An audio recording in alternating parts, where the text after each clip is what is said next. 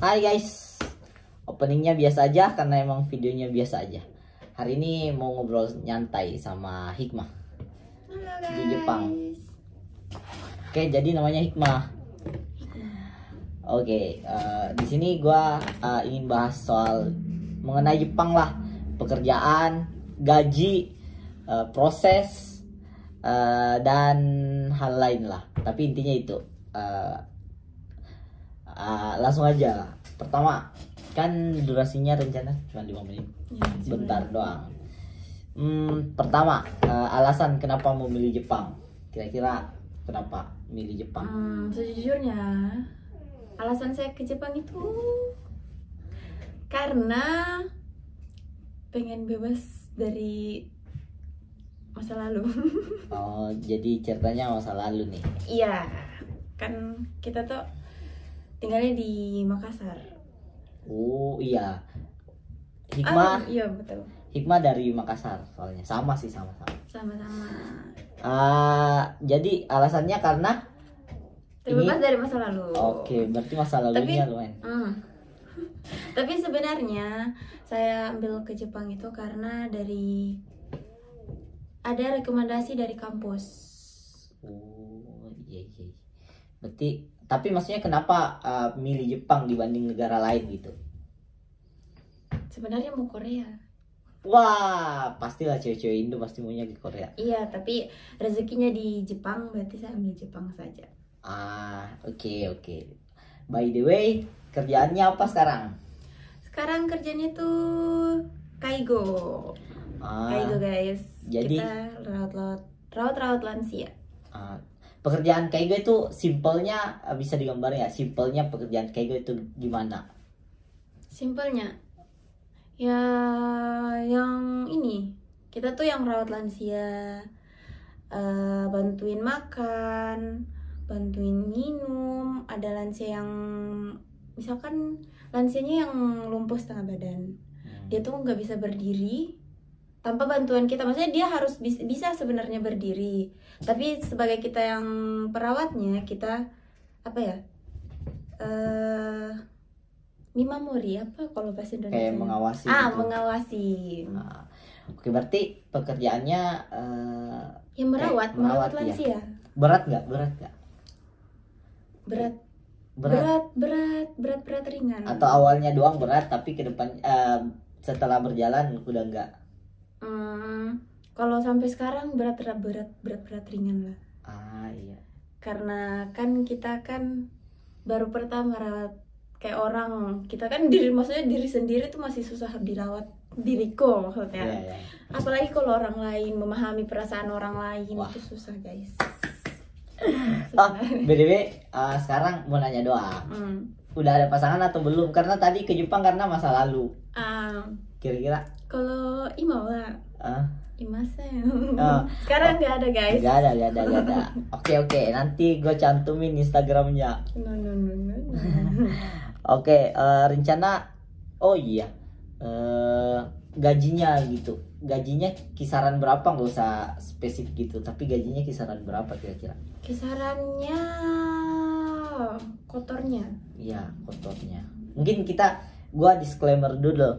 Kita tuh kerja di bagian Jepang bagian bawah. Jadi Jepang tuh terbagi 3, atas, tengah, sama bawah. Jadi bawah tuh mungkin UMR lah, UMR-nya rendah. Nah, kalau di bagian tengah sama atas tinggi. Gimana kalau kisaran gajinya? Terus kan kita bagian desa kan? Iya, desa lagi. Desa. Kalau gajinya kotor itu 16-an. 16. Kalau di rupiah. Wah, kecil banget ya sebenarnya. Mungkin terus, karena di desa. Di desa. Terus kan di desa, menurut awal saya kesini, dibilangnya di desa itu biaya hidup murah. Tapi lama-kelamaan di sini ternyata tuh tidak semurah dengan yang kayak teman-teman yang tinggal di Tokyo, yang di mana, pokoknya intinya lebih murahan, bukan lebih murah bahan pokok atau bahan masakan. Wow, di sana. Sama aja ternyata ya. Malahan lebih mahal di sini ya. Lebih mahal di sini, padahal di sini lumayan. Bukan pedesaan, tapi intinya dia Jepang bagian Itu bagian bawah. Pedesaan, enggak pedesaan sih, kita kotanya. Iya. Kota Hitanya. Tapi terhitung maksudnya Desa. Terhitung desa. Oke, simpelnya gitu. Berarti ya itu kecil banget sih sumpah. Kira-kira berapa lama bakal tinggal di Jepang? Kalau saya sendiri ikut kontraknya. Oh iya, visanya sekarang visa apa? Visa apa ya? Visa kerja kan? Iya, visanya kan ada magang, TG. TG. Oh, TG. Visa TG. Wah, Kita ambil TG, guys. keuntungan TG dibanding magang apa? Atau dengan visa lain? Tahu nggak? Nggak ya? Kalau TG, menurutku kalau TG itu visanya kalau kerja dia bisa pindah tanpa harus ini. Kayak misalkan tidak dilarang dari LPK-nya atau TSK-nya yang lain begitu sebenarnya. Tapi kalau magang dia harus tetap tinggal di situ sesuai dengan kontrak yang ditentukan. Kalau udah salah. Oke. Enak TG, guys. Pilih TG. Kalau Tidak semua sih, kayak iya, tergantung orangnya yang mau. Tergantung rezekinya di mana. Berarti nanti di Jepang sekitar 5 tahun gitu. Kan visa TG kan 5 tahunan kan? Iya. Kira-kira Kontrak 5 tahun. Kira-kira setelah 5 tahun rencana bakal stay lagi? Itu sih wakanai. Mada. Oke. Mada. Oh iya, gua terus proses ke Jepang kira-kira makan berapa lama untuk hikmahnya sendiri, kayak butuh berapa lama baru sampai ke Jepang gitu?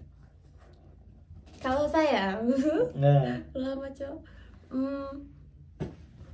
1 tahun lewat lebih lah. 1 tahun lebih. Kalau gue juga 1,5 tahun. Terus kayak belajar bahasa Jepangnya tuh berapa lama? Dari Nihongo Gakko Kan belajarnya dari nol ya? Saya dari nol. Dari nol banget. Dari nol sekali karena saya 3 hari setelah wisuda, Wah, saya daftar di tempatku belajar bahasa Jepang. jadi prosesnya berapa bulan tuh belajar bahasa Jepang, terus belajar apa? Kaigonya. Kalau Nihongonya itu bahasa Jepangnya tuh kurang lebih 5 bulan.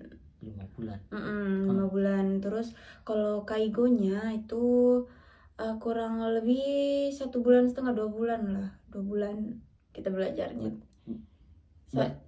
Berarti setelah belajar tuh ada ujian-ujiannya?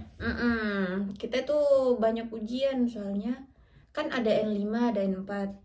Jadi setiap kayak misalnya bab N5 itu ada berapa bab? Banyak. 30-an. Jadi 30-an itu dibagi dua. Jadi kita 2 kali dalam satu N5 itu 2 kali ujian. Jadi kita 4 kali ujian sih sebenarnya. 4 kali banyak. Banyak. Dari Nihongo Gakko-nya, tapi kalau untuk kayak ambil sertifikat bahasa Jepang sama Kaigonya itu betul saya 2 kali gagal guys. 1 kali gagal. 2 kali gagal.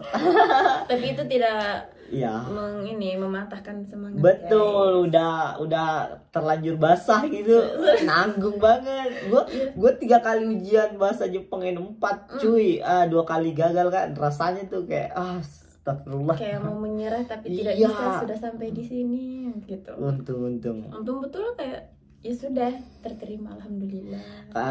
Pertanyaan terakhir, worth it nggak anak muda Indonesia kesini, kayak misal teman-teman kita, atau untuk dibanding kerja, bukan dibanding sih, tapi ya tiap orang kan tiap tempat ada enak nggak enaknya, tapi kira-kira ke Jepang worth it nggak untuk kayak ngerubah nasib, atau lebih baik kalau misalnya nyari duit yang banyak ke luar negeri? Worth it atau enggak sih? Worth it enggaknya? Kalau saya sendiri sebenarnya tidak. Kenapa? Jawaban tidak terduga. Tidak. Kalau di Jepang toh, kalau di Jepang tidak sebenarnya. Karena makin dari pengalamanku sendiri tuh kayak ini sekarang kan yen sekarang turun. Jadi orang-orang masa yang muda sekarang lebih baik jangan ke Jepangnya. Cari yang selain Jepang begitu. Ke Australia gitu. Itu juga boleh. Ke Korea pun boleh lah, Oh, iya, karena tinggi Korea ya. lebih tinggi ini ya gaji itu. Kalau mau kalian lihat gajinya sih, jangan di Jepang. Oh iya sih. Tapi sebenarnya tidak ada yang negatif tentang Jepang, tapi ya kalau kalian lihat tentang gaji, ya itu dibanding negara lain ya. banding negara lain. Tapi kalau dibanding kerja di Indonesia lebih gede di sini. Lebih gede di sini sebenarnya. Oke. Dan pekerjaan di Indonesia harus membutuhkan banyak kayak apa ya? Orang dalam atau Kalau orang dalam ya pasti banyak lah orang dalamnya yang yang sangat itu. Kalau intinya kalau di Indonesia dia butuh orang dalam itu baru bisa lolos. Maksudnya bukan baru bisa lolos tapi kebanyakan. Oke. Astagfirullah. Oh ya, terakhir, kehidupan di Jepang menyenangkan atau enggak? Terakhir banget nih, terakhir. Kalau saya sendiri, Based on experience, kayak pengalaman pribadi. 11-12 dengan kehidupanku di Indonesia. Berarti nggak beda jauh ya? Tidak beda jauh karena saya sukanya tidak terlalu suka keluar-keluar. Wah, berarti emang orang-orang introvert ke sini kayaknya. Sangat cocok guys. Oke deh, thank you.